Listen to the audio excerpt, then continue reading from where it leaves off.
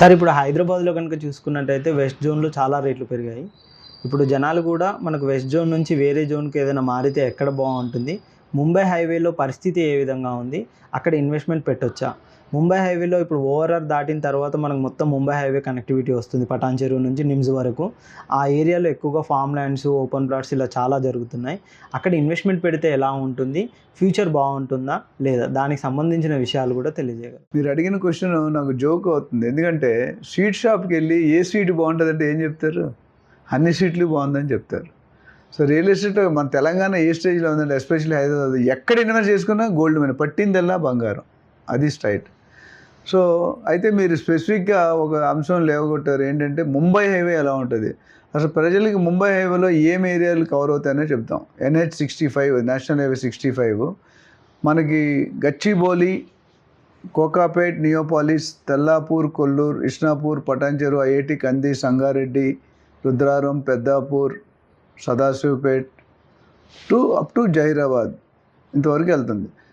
ఈ రోడ్ అనేది ఇప్పుడున్న ఎంటైర్ హైదరాబాద్లో the best road, the highly developed road. ఇది మాత్రం నేను ఖచ్చితంగా చెప్తాను. ఎందుకంటే ఇప్పటికి కూడా మీరు బాంబే హైవేలో ట్రావెల్ చేస్తే కనుక లెఫ్ట్ అండ్ రైట్ మొత్తం కంప్లీట్ రోడ్ ఆక్యుపై ఉంటుంది. ఇంకోటి ఏంటంటే 6 లేన్ ట్రాక్ డిక్లేర్ అయింది మాస్టర్ ప్లాన్లో. ఇప్పుడు ఆల్రెడీ బెంగళూరు హైవేలో అయితే 6 లేన్ వర్కే స్టార్ట్ అయింది. బాంబే హైవేలో కూడా స్టార్ట్ అయ్యే అవకాశాలు చాలా ఎక్కువ ఉన్నాయి. దీన్ని బట్టి 200 ఫీట్ 6 లేన్ ట్రాక్ అంటే దానికి అదే నిదర్శనం డెవలప్మెంట్ ఎలా అవుతుంది. అండ్ అక్కడ ఇండస్ట్రీస్ ఇప్పుడు MRF సదాశివపూర్ అయితే ఇండస్ట్రీ జోన్ ఉంది, బుదేరా ఉంది.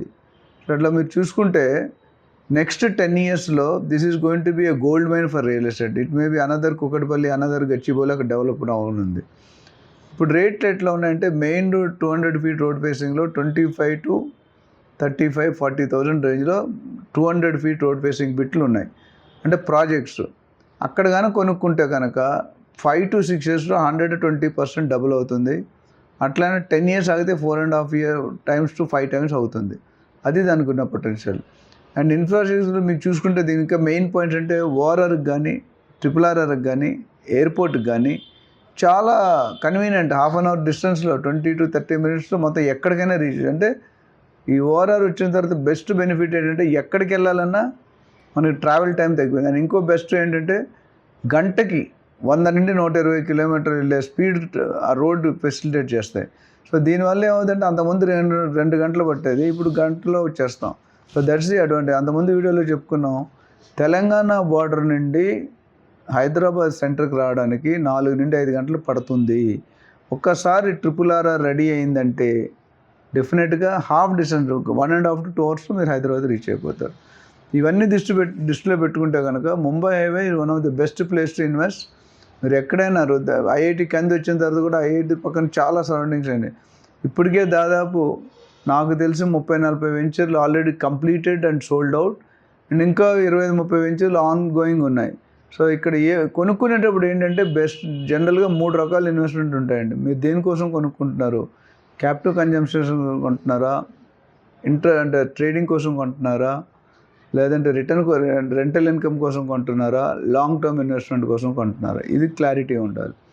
క్లారిటీ ఉన్నప్పుడు మీకు ఉంటుంది. రెండోది ఏంటంటే మెయిన్ రోడ్ పక్కన కొనుక్కుంటారా? లేదా మెయిన్ రోడ్ అంటే 2-3 కిలోమీటర్లు లెఫ్ట్కి కానీ రైట్ కానీ కొనుక్కుంటారా? లేకపోతే 5 కిలోమీటర్ల లోన్ కొనుక్కుంటారా? 3 కరెక్ట్ అండి. అంటే మీరు మెయిన్ రోడ్ నుండి ఈ లోన్కి వెళ్తే రేటు తగ్గుతుంటుంది, అప్రిషియేషన్ టైం పెరుగుతుంటుంది. సో సిటీకి మెయిన్ రోడ్ దగ్గర ఉన్నప్పుడు నేను చెప్పినట్టు 5 to 6 years. అదే 2 to 3 kilometers వెళ్ళాలనుకోండి, ఇంకో 2 years పెరుగుతుంది డబుల్ అవడానికి. అదే మీరు 5-6 kilometers వెళ్తే ఇంకొక 2 years అంటే 10 years అయిపోతుంది. మీ అఫోర్డబుల్ బట్టి, మీ కెపాసిటీ బట్టి, మీకు అమౌంట్ ఎంత ఉందో దాన్ని బట్టి మీరు మాలాంటి ప్రొఫెషనల్ రియల్టర్స్ కన్నా మనం అప్రోచ్ అయితే మీ ఇన్వెస్ట్మెంట్కి తగిన ఇన్వెస్ట్మెంట్ ఏది, తగిన ప్రాజెక్ట్ ఏది, తగిన ప్లాట్ ఏది అనేది సజెస్ట్ చేస్తాం. రెసిడెన్షియల్ ప్లాట్లో పెట్టాలా, ఫామ్ ప్లాట్లో పెట్టాలా, కమర్షియల్ ప్లాట్లో పెట్టాలా అనేది కేస్ టు కేసు మారుతుంది. అది స్టాండర్డ్గా యూనిఫామ్ ఉంటుంది. ఎందుకంటే కమర్షియల్ మీరు కొనుక్కోవాలంటే 50 నుండి 60 వేల రూపాయలు కోట్ చేస్తారు రోడ్ సైడ్ బిట్టు. అంత బిట్టు కొనుక్కుంటే అప్రిషియేషన్ ఎంత అవుతుంది అనేది ఇంపార్టెంట్. అండ్ కమర్షియల్ అంటే చాలామందికి ఇంట్రెస్ట్ ఉంటుంది. రెసిడెన్షియల్ అనుకుంటే G+2 కట్టుకోవాలి. మీరు ప్లాట్ సైజ్ని బట్టి నెంబర్ ఆఫ్ ఫ్లోర్స్ FSI మారిపోతుంటుంది. సో ఇవన్నీ మీరు దృష్టిలో పెట్టుకుంటే డెవలప్మెంట్ వైజ్ చూసుకుంటే ఇప్పుడు నాకు తెలిసిన నెంబర్ 1 ప్లేస్లో ఉన్నది ఏదంటే ముంబై హైవే. ఇందులో ఎటువంటి సందేహం లేదు, సందిగ్ధం అంతకంటే అక్కర్లేదు, డౌట్ అంతకంటే అక్కర్లేదు. మీరు ఇన్వెస్ట్ చేయాలనుకుంటే హ్యాపీగా ఇన్వెస్ట్ చేయండి. చాలామంది అంటారు సార్ నేను 30 లక్షలు నేను ప్లాట్ కొనుక్కోవాలంటే కొనుక్కోగలుగుతారండి. ఈ దేశంలో ఒక అమ్మాయి పుట్టిందంటే ఒక అబ్బాయి భర్త ఎక్కడో ఉండే ఉంటాడు. ఒక అబ్బాయి పుట్టాడంటే అమ్మాయి భర్త భార్యగా దొరుకుతుంది. Only thing matter of time. You have to search, you have to wait and you have to have patience. Real ఎస్టేట్లో నేను ఏజెంట్లకి ట్రైనింగ్ ఇచ్చి, మా రియల్ ట్రాన్సాక్షన్లో ట్రైనింగ్ డివిజన్ ఉంది. ట్రైనింగ్లో ఏం చెప్తానంటే, ఒక ఏజెంట్గా నువ్వు పనిచేసి సక్సెస్ అవ్వాలంటే భూమాత అంత పేషెన్స్ ఉండాలి, ఆకాశం అంత ఆశ ఉండాలి. ఉన్నప్పుడే నువ్వు షైన్ అవుతావు. లేదు ఎప్పుడైతే ఆకాశం అంత ఆశ నీకు అసలు అత్యాశకి వెళ్ళిపోయింది అనుకో, నీ లైఫ్ క్యారియర్ పోతుంది. అంటే ఎప్పుడైతే కస్టమర్ని చీట్ చేయాలి, మా దగ్గర చెప్పేదంటే హానెస్టీ, ట్రాన్స్పరెన్సీ, ఇంటిగ్రిటీ. అంటే ఒక కస్టమర్ వస్తే బ్రోకరేజ్ కోసం మాత్రం పనిచేయకండి. Brokerage should be a byproduct of your service.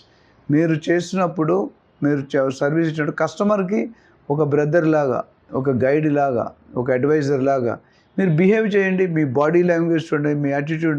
Customer వచ్చాడంటే ప్రతి కస్టమర్కి ఒక ప్రాబ్లం ఉంటుందండి. ఆ ప్రాబ్లం ఫండింగ్ అవ్వచ్చు, పర్మిషన్ అవ్వచ్చు, లోన్ అవ్వచ్చు, లేకపోతే డెసిషన్ చేసుకునే కెపాసిటీ లేకపోవచ్చు, లేకపోతే వైఫ్ నా దగ్గర వచ్చే కేసు చాలా వైఫ్ ఒకటి ఉంటారు, హస్బెండ్ ఒకటి ఉంటాడు. ఇద్దరికి బ్రిడ్జ్ చేయాలి. మన రియల్టర్ రోల్ చాలా టఫ్ రోల్, చాలా ఈజీ రోల్. మీకు ఒక ఎగ్జాంపుల్ చెప్పి క్లోజ్ చేస్తాను. నేను ఒక 40 crores డీల్ 2011-12లో చేసినప్పుడు 40 crores కొనే వ్యక్తి 35,000 కోట్ల అధిపతి, అమ్మే వ్యక్తి 1000 కోట్లకు అధిపతి. నా దగ్గర ₹1 కూడా లేవు అప్పుడు. కానీ వాళ్ళిద్దరికి సెంటర్లో కూర్చొని నేను డెసిషన్ ఇచ్చి సైన్ పెట్టి చూడు, ఆ రోజు నేను చాలా హ్యాపీ. ఒక రియల్టర్ తాలూకా పవర్ అది. అంటే నీకు నాలెడ్జ్ ఉంటే 35,000 కోట్లు, 1,00,000 కోట్లు ఉన్నా మర్యాద ఇస్తారు. సో ఇది దృష్టిలో పెట్టుకొని మనం ఆ సర్వీస్ ఇస్తే డెఫినెట్గా ప్రతి ఇన్వెస్టర్ హ్యాపీగా. అండ్ ఇంకోటి, ఏజెంట్ మీకు రెఫరల్ బిజినెస్ కంటిన్యూగా రావాలి. ఒకసారి కొన్నాడు, రెండోసారి కొన్నాడు, మూడోసారి. నేనేంటంటే జనరల్గా మీరు ఫ్యామిలీ లాయర్ చూశారు, ఫ్యామిలీ డాక్టర్ చూశారు. నా కాన్ఫిడెంట్ నేను ఫ్యామిలీ రియల్ ఎస్టేట్ కన్సల్టెంట్గా ఉన్నాను. చాలా నా వచ్చిన 12,000 డీల్లో 50% డీల్స్ త్రూ రిఫరల్ వచ్చాయి. ఇవి దృష్టిలో పెట్టుకొని మీరు సర్వీస్ ఇస్తే కనుక ప్రతి కస్టమర్ మీ దగ్గర వస్తాడు. మార్కెట్లో లక్షల మంది ఏజెంట్స్ ఉన్నారు. మీ దగ్గరికి ఎందుకు రావాలి, మీ ఇంపార్టెన్స్ ఏంటని మీరు తెలియజేయగలరు. దాన్ని బట్టి మీ గ్రోత్ ఉంటుంది. సో దీని మీద మరిన్ని డీటెయిల్స్ కావాలంటే మీరు డెఫినెట్గా నన్ను సంప్రదించవచ్చు. అపాయింట్మెంట్ తీసుకోండి. We will help you and give you a good guidance. And నా మోటో చెప్పాను ఎప్పుడు కూడా, సేఫ్టీ, సెక్యూరిటీ, అప్రిషియేషన్.